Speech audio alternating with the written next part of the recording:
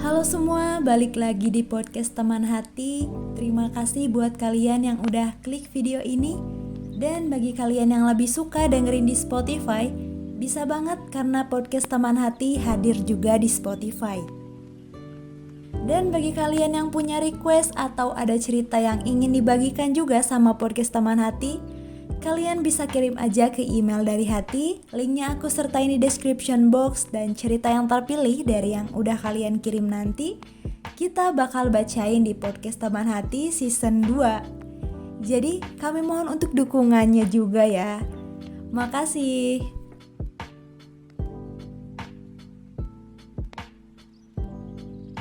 Oke, untuk di podcast hari ini kita akan bahas narrow down atau kurangi. Karena di bab sebelumnya kita udah belajar bagaimana cara menstabilkan barang-barang kepemilikan kita dengan cara if one come in, one goes out. Atau satu barang masuk, harus ada nih satu barang lama yang setara dengan barang baru yang harus dikeluarkan dari rumah kita. Namun, untuk benar-benar membuat kemajuan yang besar, kita juga harus meningkatkan lagi upaya kita dalam membereskan barang ke tahap yang lebih tinggi. Merampingkan jumlah barang bukan hanya sekedar mengurangi, tapi ini dilakukan untuk kita mencapai ke tahap yang lebih tinggi dari kehidupan minimalis itu sendiri. Yaitu kata cukup. Barang yang kita miliki cukup sesuai kebutuhan dan tidak lebih dari itu. Kan dari awal ketika kita sebelum memulai teknik streamline ini, kondisi ideal yang ingin dicapai kan adalah kita memangkas barang kepemilikan kita hingga kita hanya memiliki barang yang kita butuhkan. Nah tapi, jangan kalian ngebayanginnya kalian ini hidup di sebuah tenda atau di lantai ya. Karena tentu kebutuhannya itu pasti berbeda. Maknanya itu berbeda-beda bagi setiap orang.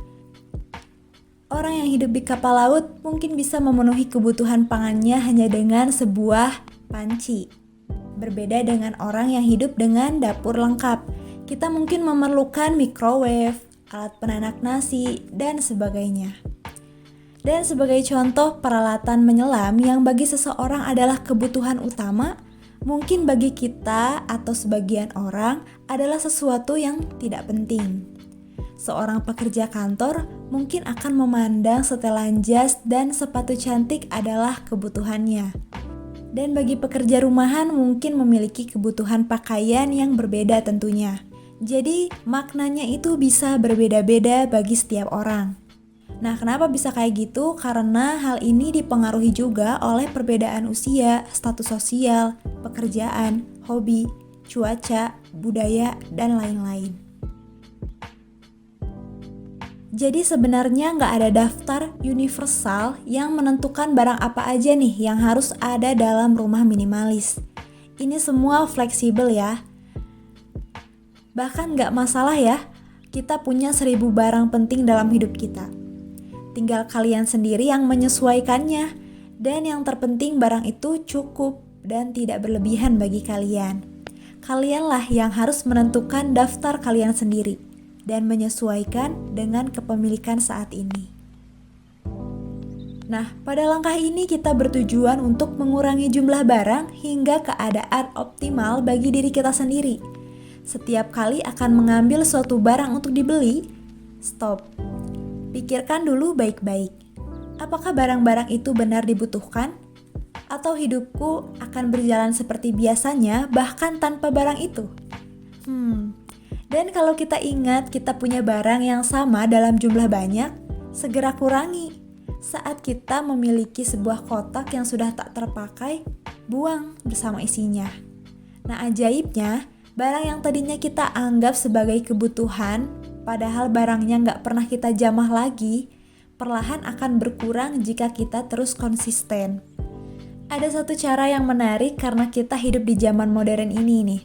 Karena bisa memiliki barang multiguna, seperti smartphone yang sekarang memiliki banyak fitur dan kegunaan, atau bahkan sofa yang kita bisa sulap nih menjadi kasur yang cukup luas dan nyaman. Kita tidak perlu membeli lagi kasur untuk tamu. Nah, kalau simpelnya adalah kita bisa menyelesaikan tugas sebanyak mungkin dengan barang yang sedikit mungkin.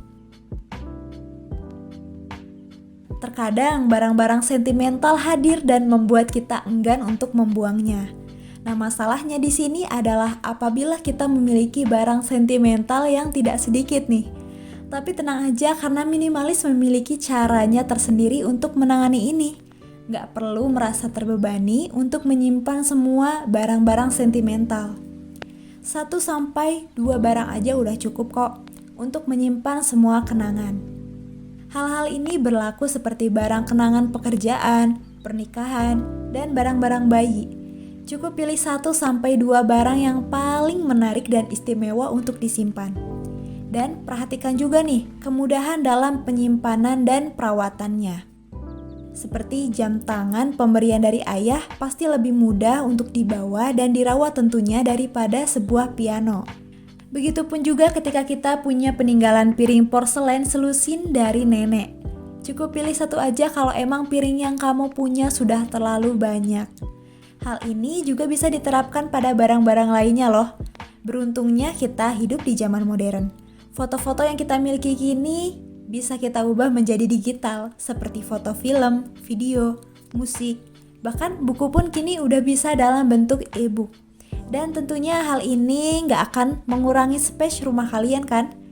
Nah, jika kita terus-menerus menerapkan seni hidup minimalis ini, kita akan merasa bahwa kalian terus-menerus mencari cara untuk mengurangi jumlah barang nih. Nah, jadi kalau kita udah terbiasa dengan cara hidup minimalis ini, kita bakal ketagihan buat cari-cari barang buat kita keluarkan dan kita kurangi. Kita bisa mengatur semua ini dengan daya kreasi yang kita miliki. Anggap saja ini sebagai challenge untuk diri sendiri untuk dapat hidup dengan sedikit barang. Dan jangan lupa juga untuk menciptakan pengalaman seru dari semua ini. Dibuat seru aja, enjoy jalaninnya, jangan dibuat beban. Kan kita belajar minimalis ini untuk lebih bahagia, bukan malah terbebani, oke? Kalau kalian terus belajar dan menerapkan minimalis dari awal aku membuat podcast ini sampai ke tahap sekarang, pasti kalian akan terkejut melihat perubahan pada rumah kalian nih. Dan kalian akan terkejut juga apa yang bisa kalian lakukan tanpa banyak barang.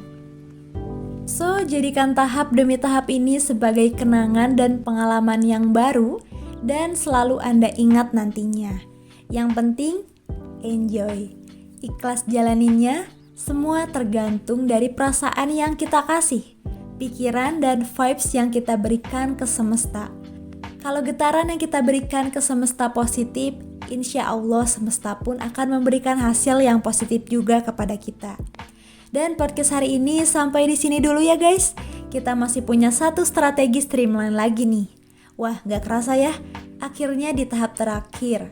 Tapi meski tinggal 1 episode lagi dari seni streamline ini, terus improve kemampuan kalian dalam mengatur barang-barang kepemilikan kalian sendiri nih.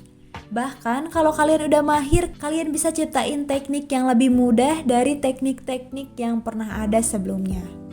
Tetap semangat guys, jangan lupa tersenyum dan bersyukur untuk hari ini, dan aku minta dukungannya juga dari kalian untuk subscribe channel ini.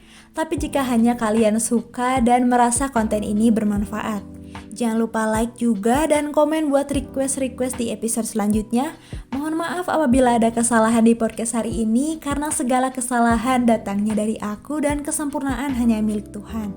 Ini saatnya aku pamit dan sampai bertemu di podcast selanjutnya. Akhir dariku, salam dari hati.